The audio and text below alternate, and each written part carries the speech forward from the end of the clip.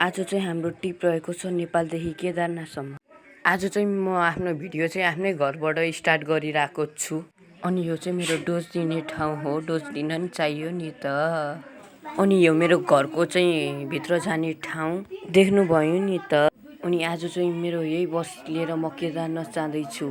अनि मैले आफ्नो बस चेक गर्न भनेर अगाडि हेरेँ र पछाडि चाहिँ मेरो गाडी पम्चर भएको रहेछ।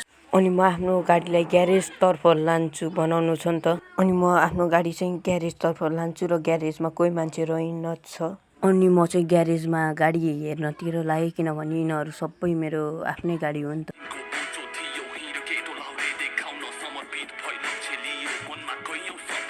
अनि म चाहिँ ग्यारेजमा आइपुगेँ बस हेर्न। अनि यहाँ मध्येको मनपर्ने बस चाहिँ मलाई कल्पना एयर बस लाग्यो, किनभने यता स्लिपर एसी छ नि त।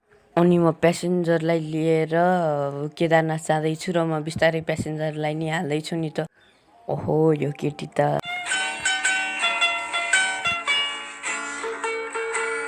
मेरो त यस्तो एक्सप्रेसन भयो। अनि मेरो गाडीमा प्यासेन्जर बिस्तारै गइरहेको थियो। प्यासेन्जरहरू सबैलाई बैठाएर म चाहिँ आफ्नो गन्तव्यतर्फ लागेँ। अनि म आफ्नो लिमिटमा स्पिड चलाउनतिर लाग्छु। अनि मेरो इन्टेरियर पार्ट चाहिँ यस्तो थियो र मेरो कन्डक्टर नि आफ्नो कामप्रति लास्टै जिम्मेवारी थियो। बिचरा कोही प्यासेन्जर पाउँछ भनेर ज्याल साइडमा बसिरहेको थियो। केदारनाथतिर अनि एउटा बसले त हाम्रो बाटै सबै ब्लक गरिदिएको रहेछ। पक्तलाई पुलिस मामालाई भनिदिन्छु।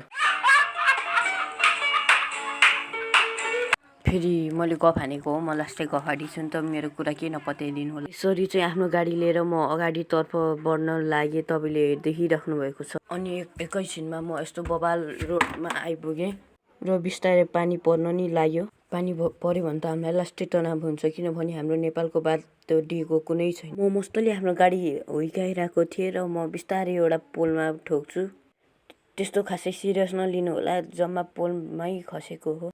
अनि त्यसपछि म यस्तो 2 घन्टाको यात्रापछि म यता ओह्रालो भन्ने ठाउँमा आइपुगेँ। अनि तपाईँहरूलाई मेरो ड्राइभिङ कस्तो लाग्छ कमेन्ट गर्न सक्नुहुन्छ र तपाईँहरूलाई नि यस्तै मोड खेल्न मन लागेको। अनि म गाडीभित्र झरेर मूत्र विसर्जन गर्न जान्छु जङ्गलतिर। अरू ठाउँमा गऱ्यो भने त आशिका दिदीले मलाई मारिहाल्छन् नि। अनि म आफ्नो डोज सबै दिएर म फेरि बस चलाउन पर्छ। अनि त्यसपछि फेरि म खाना खान होटलतिर लग्छु 2 घन्टापछि। अनि मेरो 2टा मान्छेहरू चाहिँ मलाई हेर्दै बसेका छन्। बिचराहरूसँग खाना खान पैसा छैन होला भनेर मैले तिनीहरूलाई खाना खान लगिदिएँ। खाना खिलाएपछि म सबैलाई प्यासेन्जरहरूलाई बैठाएर म फेरि आफ्नो बस गन्तव्यतिर अगाडि बढ्छु। यहाँको बाटोमा चाहिँ मलाई एकदम बवाल लागेको थियो, किनभने यता पिच नि थिएन, ढलान नि थिएन। मलाई यस्तै बाटो हाँक्न मलाई धेरै मजा आउँछ। तपाईँलाई नि मेरो बस चढ्न मन लाग्यो भने मलाई सिधै सम्पर्क गर्न सक्नुहुन्छ। र म तपाईँलाई एउटा कुरा भन्न जाँदैछु, मैले चाहिँ यो काम भर्खर स्टार्टिङ गर्न लागेको र तपाईँहरूले यो कामलाई मन पराउनुहुन्छ र मेरो युट्युबलाई यस्तै गरी माया गर्नुहुन्छ भनेर आशा गरेको छु।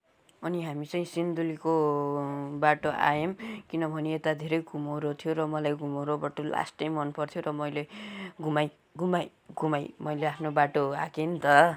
यो बाटोको नाम चाहिँ हामी चौके डाँडा भनेर राख्न सक्छौँ।